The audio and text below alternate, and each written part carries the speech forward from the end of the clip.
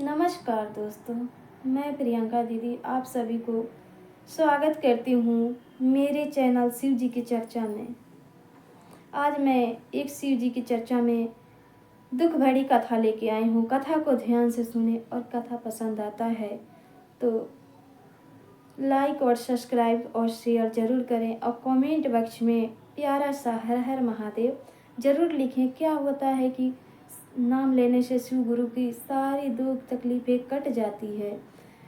तो जो भी गुरु भैया और दीदी जहाँ से भी कमेंट करते हैं हर हर महादेव, वो अपना एड्रेस भी ज़रूर लिख के कमेंट करें कि शिव जी से मैं यही दया मांगती हूँ कि जहाँ भी गुरु भैया और दीदी यूट्यूब के माध्यम से देख रहे हैं उनका खुशियाँ बनाए रखें।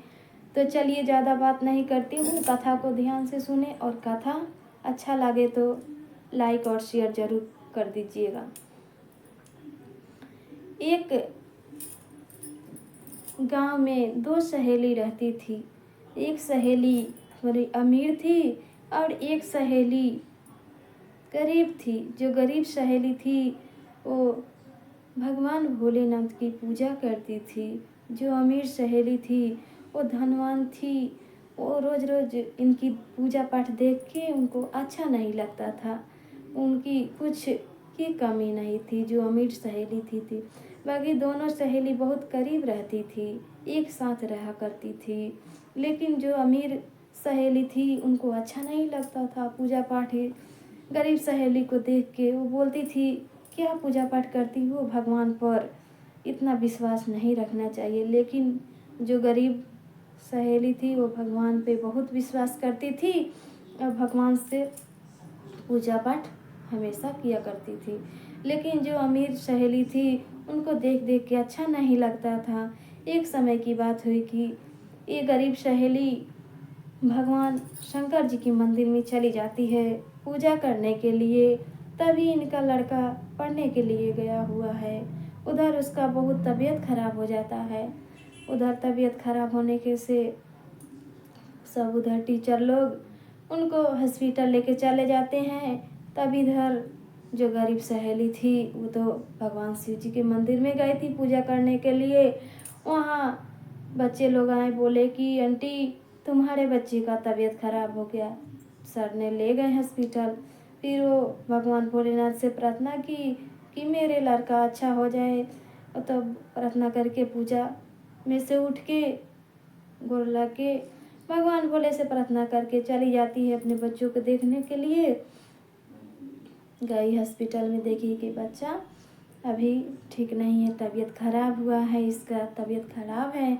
तो वही फिर सुनी उसकी सहेली जो अमीर थी वो बोलने लगी कि तुमको बोलती हूँ कि भगवान पर भरोसा नहीं करना चाहिए।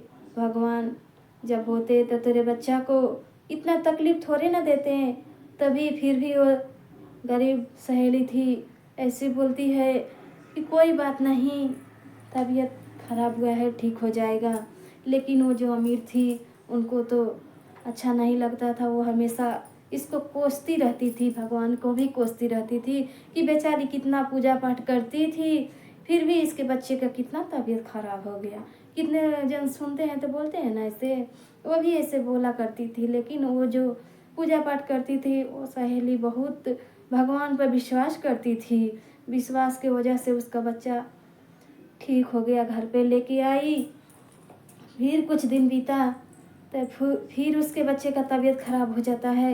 तो ऐसे सुन को वो जो अमीर सहेली थी उनको अच्छा नहीं लगता था। बोलती थी कि तुम पूजा पाठ करना छोड़ दे, तेरे देख तुम इतना पूजा पाठ करती है, तेरे बच्चे का कितना तबीयत खराब हो जाता है। फिर भी ये गरीब सहेली रहती है, ये नहीं मानती। बोलती है कि कोई बात नहीं, मेरे बच्चा का तबीयत खराब ठीक हो जाएगा वो। तो भगवान परीक्षा कब लेते हैं किसी को पता नहीं है। लेकिन भगवान किसी को कभी दुख नहीं देते हैं।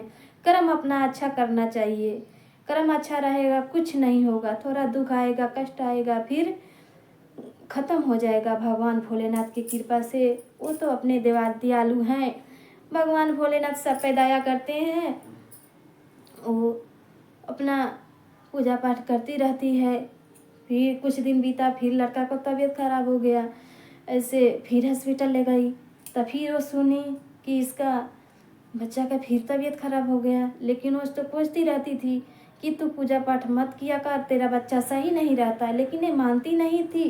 ये तो भगवान पे भरोसा करती थी।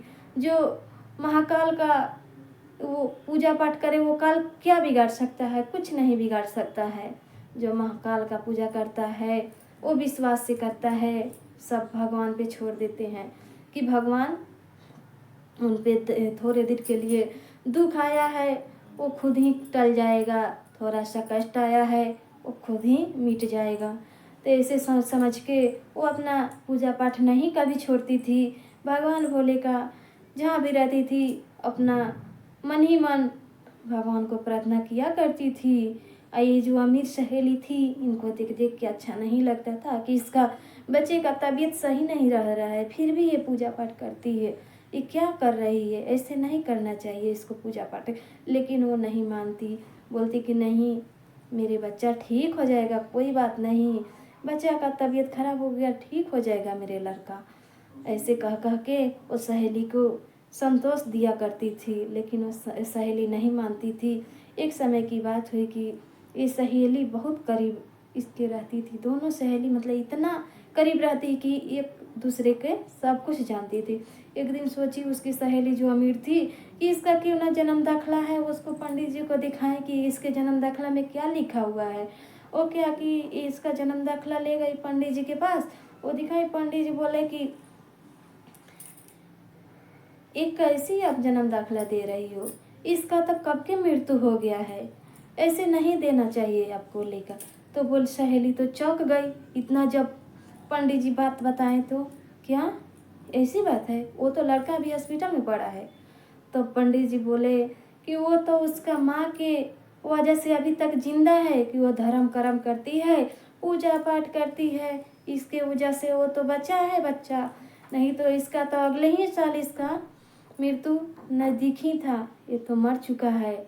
लेकिन वो सहेली जब इतना सुनी कि ऐसा है कि इसकी मम्मी करती है पूजा पाठ, इसके वजह से इसका बच्चा सही सलामत है, तब से वो सहेली को, अमीर सहेली को विश्वास हो गया कि भगवान को नहीं कोसना चाहिए, नहीं दोष देना चाहिए। कर्म का जो लिखा है वो होकर रहेगा, लेकिन कर्म में जो लिखा है अपने कर्म से सही भी कर सकते हैं। तो इसके वजह से किसी को ना भगवान के भी दोष दें और ना किसी और के दोष दें, अपना कर्म अच्छा रखना चाहिए।